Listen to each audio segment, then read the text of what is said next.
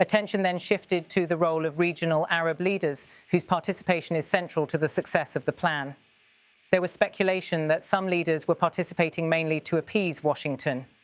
Ischinger dismissed that view and described a deeper sense of ownership among the regional actors. Wolfgang Ischinger said, "Quite frankly, my impression is that it's more than just a tactical move to pacify the Trump administration.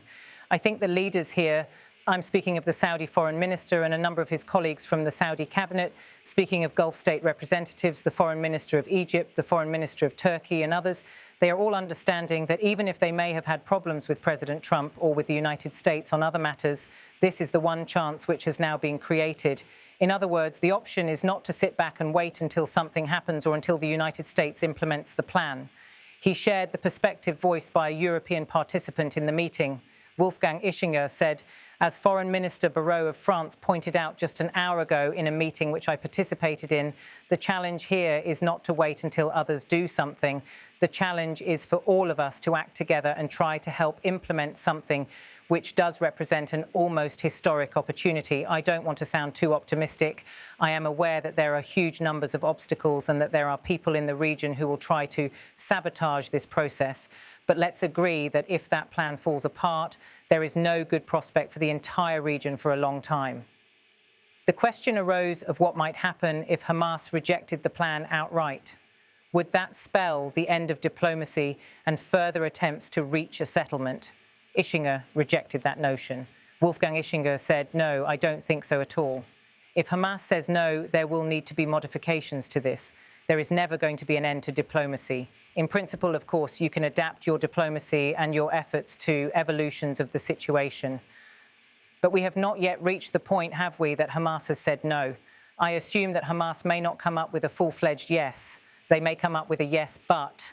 And of course, we have heard from certain Israeli representatives also that there is a yes, but, etc.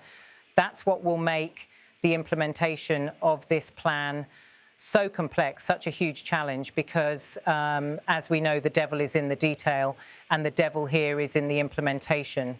And if there are certain reservations on the Hamas side and certain reservations on the Israeli side, that will require an even greater effort by the rest of the international community, including the countries of the region, to make sure that this opportunity does not go down the drain.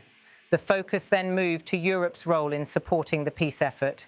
Ischinger was asked what Germany and the European Union could realistically do to contribute to the process. He offered a frank assessment of Europe's limitations and past failures in this area. Wolfgang Ischinger said, "My answer to that is, let's try to rebuild what used to be called an EU policy on the Middle East. We have not even had the semblance of a combined, cohesive approach by the European Union to the region. We've had French foreign policy, German foreign policy, Swedish foreign policy, etc. This is disastrous. No wonder we're not respected as a group. No wonder a tiny state like Qatar has been playing a far greater role in Middle East diplomacy for the last couple of years than the 450 million Europeans. In other words, our job is to come up with one voice." Pressed on how the European Union could achieve that unity, he insisted it was not a question of technical complexity, but of political will. Wolfgang Ischinger said, "The way to do that, quite frankly, is for the leaders of the key countries in the European Union to get their act together and to agree that they will not issue a statement on this plan, except one that's agreed." Speaking as a long-time diplomat, that's actually quite easy to do if you have the political will to do it, and I think the EU deserves to try. The exchange concluded with Ischinger acknowledging the challenges ahead, but expressing hope that this rare alignment of regional and international actors could still yield progress. Wolfgang Ischinger said, "Thank you." The discussion at AlUla highlighted the extraordinary stakes of this moment. With more than a dozen Arab leaders, including those from Saudi Arabia, Egypt and Turkey, meeting alongside European representatives, the gathering was described as a rare instance of convergence in a fractured region. Ischinger's remarks underscored that the opportunity now before all sides may be fleeting, yet it remains one worth striving for with determination and unity. Throughout the conversation, Ischinger's tone combined cautious optimism with realism, reflecting both the weight of history and the immediate urgency of the moment. He emphasized that the success of the peace plan will ultimately depend on political courage, international coordination, and above all, the willingness of both Hamas and Israel to make compromises that could end decades of conflict. In the Saudi desert city of AlUla, a remarkable gathering of political leaders has convened under the banner of the Munich Leaders Meeting, an offshoot of the Munich Security Conference. The discussions have been dominated by the conflict in Gaza and the search for a credible path to peace in a region long marred by violence and mistrust.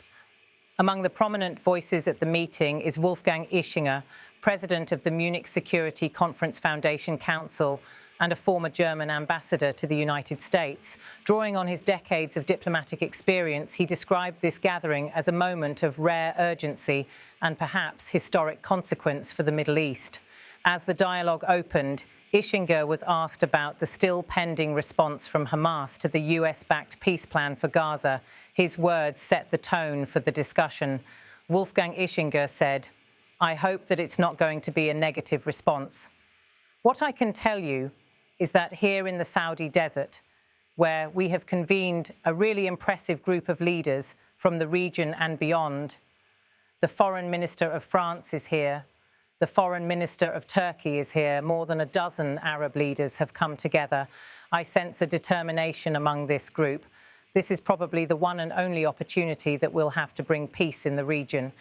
In other words, there is a solid willingness to identify with the Trump plan and to support it. And I think that in and of itself will add a significant element of pressure and hopefully also look like an invitation to the leadership of Hamas to overcome their probably inner hesitation to take a step, which, as we of course need to acknowledge, would lead, if implemented, to the end of Hamas as we've known it. Ischinger emphasized that the next move lay with Hamas, but he also acknowledged the political complexities on the Israeli side. The discussion turned to remarks made by Israeli Prime Minister Benjamin Netanyahu after his recent meeting with US President Donald Trump. Netanyahu had declared that Israel did absolutely not agree to a Palestinian state and that the Israeli Defense Forces would remain in most of Gaza after the war. The question arose whether Israel was genuinely willing to implement the plan on the table. Responding to this, Ischinger underlined the strategic stakes for Israel. Wolfgang Ischinger said, "Prime Minister Netanyahu has accepted the plan in the presence of President Trump. And quite frankly, for Israel, it's not such a happy perspective to be isolated, not only from the Arab world and their supporters, but also from their one and true and long-time friend and supporter, the United States. So I think there is quite a bit at stake here." He pointed out that Israel's reliance on the United States extended far beyond the Palestinian issue. Wolfgang Ischinger said, "My Israeli interlocutors are also totally aware that the dependence of Israel on the United States relates not only to the Israeli-Palestinian relationship, but also, of course, touches on the difficult future perspective of what happens in and with Iran. If we assume that the nuclear problem has not been totally resolved, how is that particular issue going to be dealt with in the future if Israel and the United States don't look in the same direction?" In other words, there's a lot at stake here for Hamas on the one hand, but also for Israel. He added that the combination of European allies, the United States, and the regional leaders assembled in AlUla could bring the necessary collective pressure to encourage both sides to make progress.